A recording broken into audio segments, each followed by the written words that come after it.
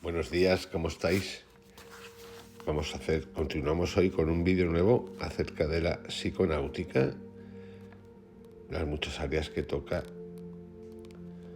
para entrar en estados o acceder a estados de conciencia que luego necesitan ser revisados también. No es que entremos ahí y digamos ya está, ya he llegado aquí, estoy en el lugar divino. No es así. Este es el cuarto vídeo de una playlist que estoy creando que se titula Transformación Personal, Meditación y Psicodelia.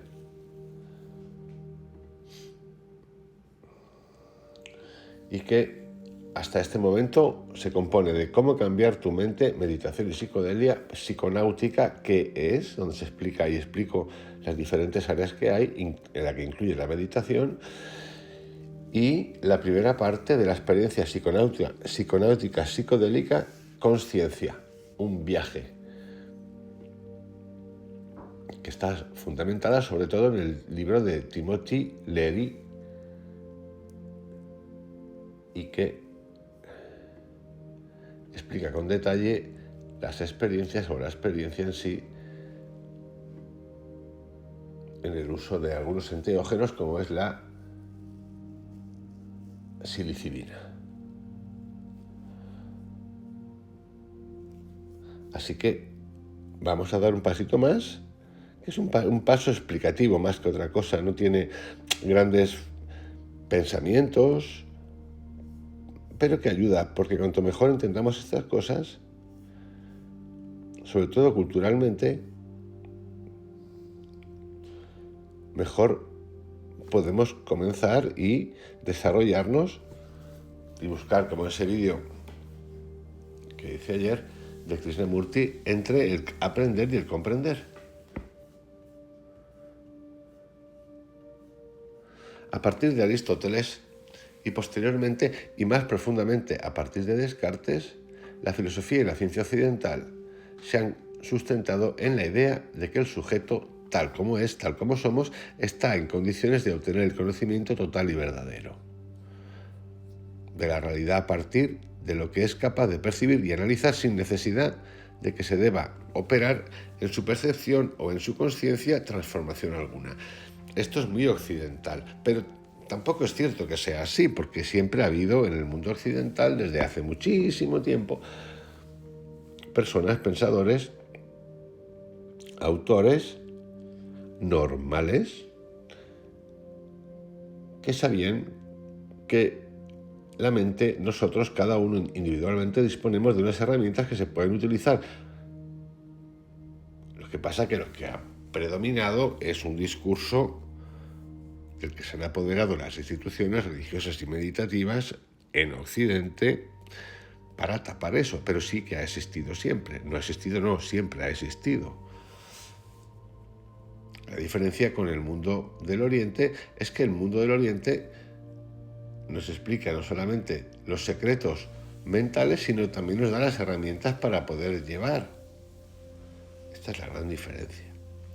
Es decir, independientemente de las condiciones formales y las reglas del método que se deben respetar, la verdad en su totalidad, para el pensamiento occidental, se presenta llana y naturalmente a la percepción y a la mente analítica del investigador, sin comprometerlo a éste en su propio ser, en la estructura de su propia conciencia. Esto ha sido y es el modo natural de concebir el conocimiento para la cultura occidental, al menos hasta el surgimiento de las distintas formas de relativismo posmoderno, que a mí en particular no me gustan nada, tienen cosas interesantes, pero el relativismo me da la risa, desde la epistemología hasta en la teoría lingüística, en las que todo lo que era denominado verdad, para la modernidad comenzó a perder valor ontológico, es decir, de conocimiento del ser o sentido en sí mismo. Hoy en día parecen decirnos tantos discursos posmodernos que no existe algo como la verdad, solo construcciones subjetivas del sujeto. A ver, el mundo da para todo y hay muchos, somos muchos y ideas va a haber ahora muchas y más allá más. Lo que es interesante es descubrir cómo la física cuántica está hablando y tratando de demostrar, bueno, ya tiene aplicaciones, tantas cosas que llevan escritas, no sé, 2000 años, 3000 años y que ya se sabían. Sin embargo, durante todo el periodo que llamamos antigüedad y la historia anterior a este, las cuestiones filosóficas del qué es la verdad y cómo tener acceso a la verdad, así como las prácticas específicas, muchas y diversas, que todavía las tenemos a nuestro alcance, de transformación de la conciencia, de transformación de la conciencia del sujeto para tener acceso a la verdad, nunca se separaron. Es decir, Occidente o Oriente ya tenían en sus culturas autores que no separaban la verdad del cómo tener acceso a la verdad. Meditación, herramientas y hacia qué lugar. No, existía. Lo que pasa es que Occidente se ha hecho como una coraza de hierro, yo creo que con mucho daño hecho a través de la política religiosa, que bueno, que a alguien le ha ido bien. Bueno, le va bien, tiene 1.000 millones de adeptos, unos, otros 400, otros, no sé, esas cosas. En esas épocas, que podemos llamar de brujos, como nos gusta utilizar ahora, de chamanes, yo diría que hasta de gente muy normal. En esas épocas, como digo, que se pueden llamar hasta prehistóricas, no había separación entre qué era la verdad y cómo acceder a la verdad. Y, por ejemplo, en eso estaban los presocráticos. También estaba Sócrates, también está Platón, que yo no sé cómo se les olvida, porque hablamos de Platón, pero yo creo que poca gente ha leído ya Platón. Es más, algunos ya no saben ni quién es Platón. Platón sería como un plantón, es decir, que nunca llega a la cita. Algo así.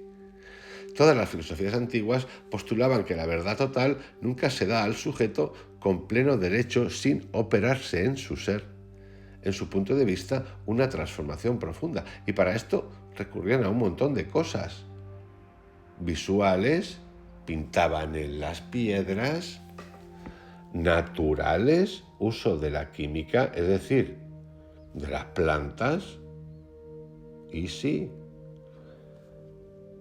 claro que sí, y uso de la meditación.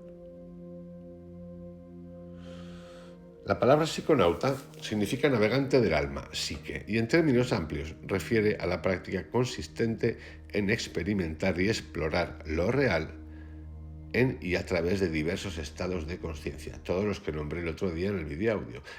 Este concepto recupera la idea antigua de que la verdad, es decir, la realidad objetiva y completa, no puede ser percibida y comprendida por el sujeto desde un único punto de vista. Desde una perspectiva no dualista, la división moderna entre realidad objetiva e interpretación subjetiva carece de sentido, ya que no es posible hablar de puntos de vista ontológicamente objetivos, es decir, del ser, sobre la realidad sin separar ilusoriamente al sujeto de la totalidad de lo real, de la cual formamos parte. Holísticamente hablando, no hay realidades objetivas y experiencias subjetivas de lo real. Nuestra percepción es nuestra realidad y todo lo que podemos experimentar es realidad. Es una parte efectiva de lo real. De todo lo que podemos hablar es de puntos de vista más amplios o integrales y puntos de vista más parciales o falsos. La verdad existe, yo lo tengo claro y no tiene palabras. No.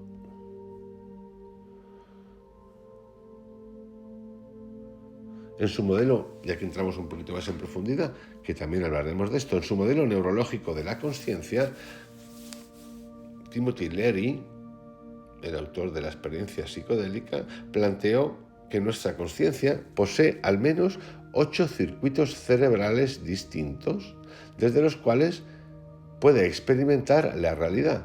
Un circuito es el circuito de la biosupervivencia, el circuito de la emocional territorialidad, el circuito semántico, el circuito sociosexual. Y luego está el circuito neurosomático holístico, el circuito neurogenético colectivo, el circuito de metaprogramación y el circuito cuántico no local.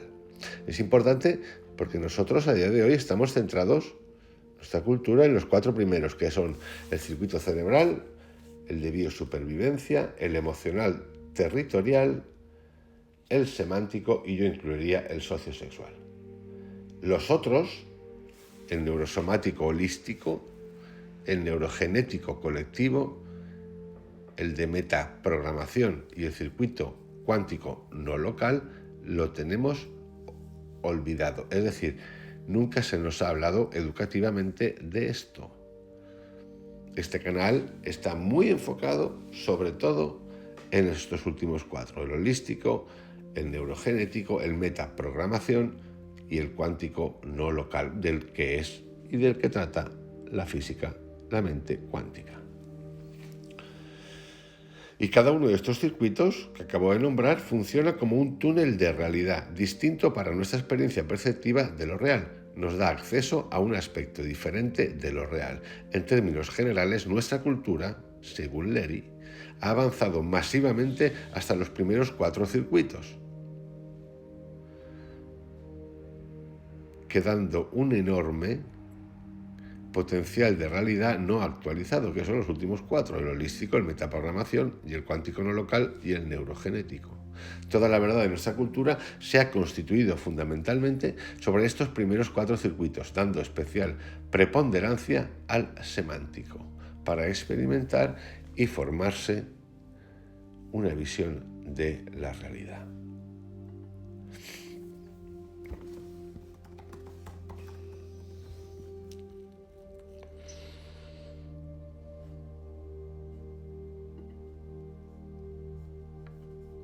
Esto yo creo que es fácil de entender por todos.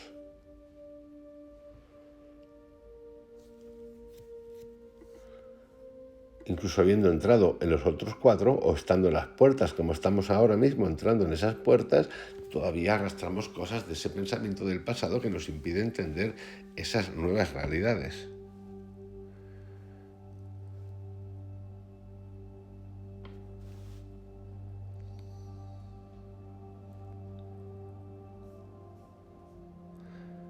Pero en términos más amplios, el concepto de túnel de realidad refiere a la estructura mental habitual desde la que nuestra percepción funciona. Una estructura formada primero por nuestro determinismo genético y luego, y muy profundamente, por nuestros condicionamientos familiares, sociales y personales, nuestros paradigmas filosóficos, es decir, creencias, y nuestras ideas sobre nosotros mismos y los otros. Esto es el paquete del pasado, repito.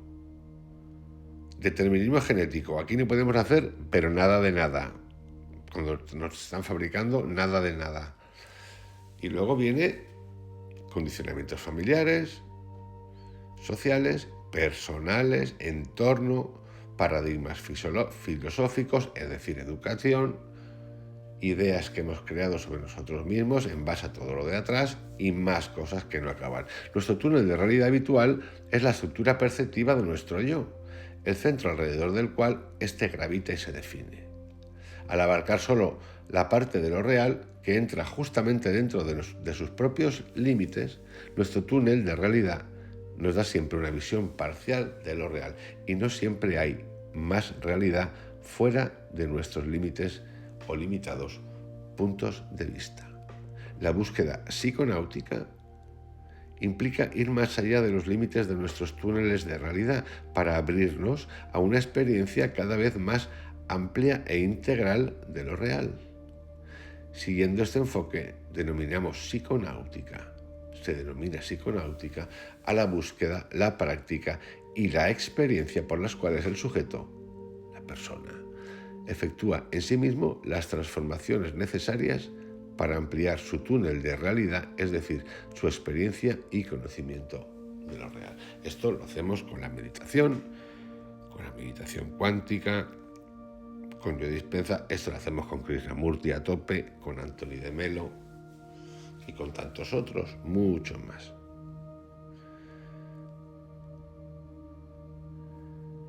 Es por esta razón, y hay un ejemplo que se utiliza mucho y se ha utilizado mucho, que es el ejemplo del teléfono, digo yo, del árbol caído, que es un koan zen, que dice: si un árbol cae en medio del bosque y no hay nadie ahí para escucharlo, aquí viene la pregunta, ¿hace ruido? La respuesta a esta profunda paradoja metafísica, agresivamente molesta para el dualismo de la mente occidental, es que no hace ruido. El árbol no hace ruido. Repito el koan: si un árbol cae en medio del bosque y no hay nadie ahí para escucharlo, ¿hace ruido? La respuesta es no. No puede hacerlo, ya que no hay oyente escuchador que realice ese aspecto de la realidad. Esto trata sobre todo el problema del observador y lo observado, y como el observador es una realidad, un co-creador de la realidad, ya que de hecho todo observador no es otra cosa que un punto de vista cósmico, un aspecto del universo completándose en sí mismo. Y esto es lo que exactamente explicó Niels Bohr en su física cuántica, que se conoce como la interpretación de Copenhague, que puso muy nervioso a Einstein y al resto de los físicos aún apegados a fundamentos dualistas de la vieja escuela aristotélica, el llamado paradigma de la representación.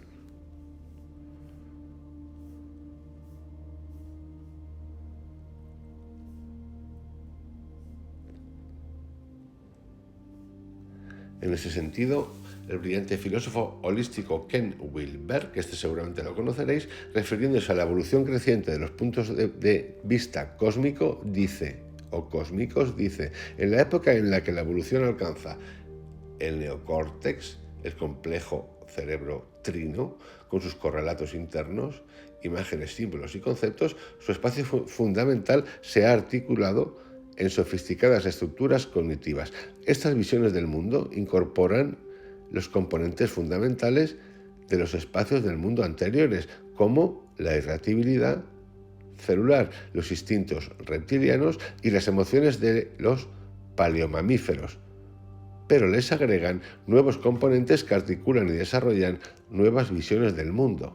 Recordemos que en cada uno de esos estadios el cosmos parece diferente porque de hecho es diferente, y que en cada uno de los estadios el cosmos se ve a sí mismo con nuevos ojos y se abre a nuevos mundos anteriormente inexistentes.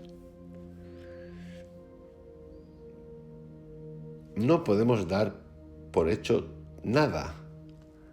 Todo está por revisar.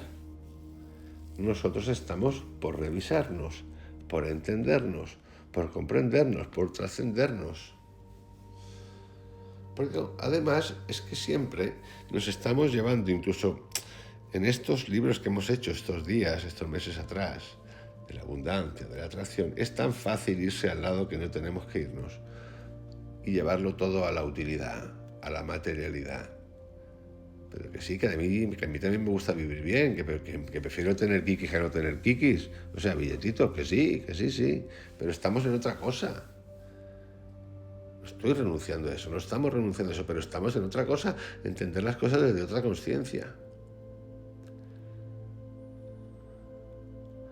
Todas las culturas antiguas han cultivado y desarrollado técnicas de transformación de la percepción con este mismo fin, desde el uso de alucinógenos en el chamanismo primitivo, o no tan primitivo de ahora, de los cultos de misterios paganos hasta las distintas disciplinas contemplativas, como el yoga, el sufismo, la asquesis griega prearistotélica o el budismo zen.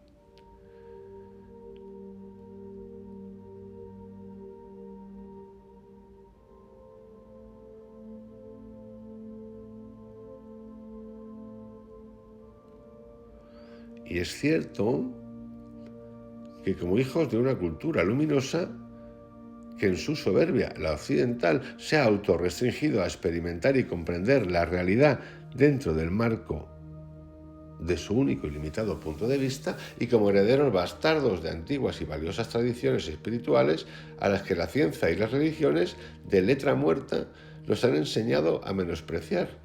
Y sí, es que se han apoderado. Es lo del fuego que os expliqué. El tipo que descubre cómo hacer fuego, lo enseña a su pueblo, ¡buah, qué pasada! Se va a repartirlo por otros pueblos y acaba liquidado. Porque, claro, es que este tenía mucho poder. ¿El poder qué? El poder individual de cada uno, de saber que esto funciona y que podemos practicarlo.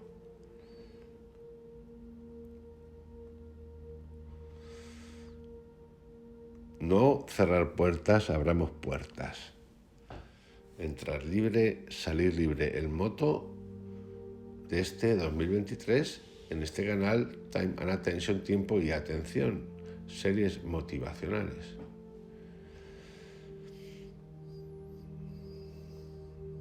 Que también podría haber llamado series psiconáuticas, porque aquí le damos a todo. Os envío un gran abrazo, que tengáis un excelente día y seguimos.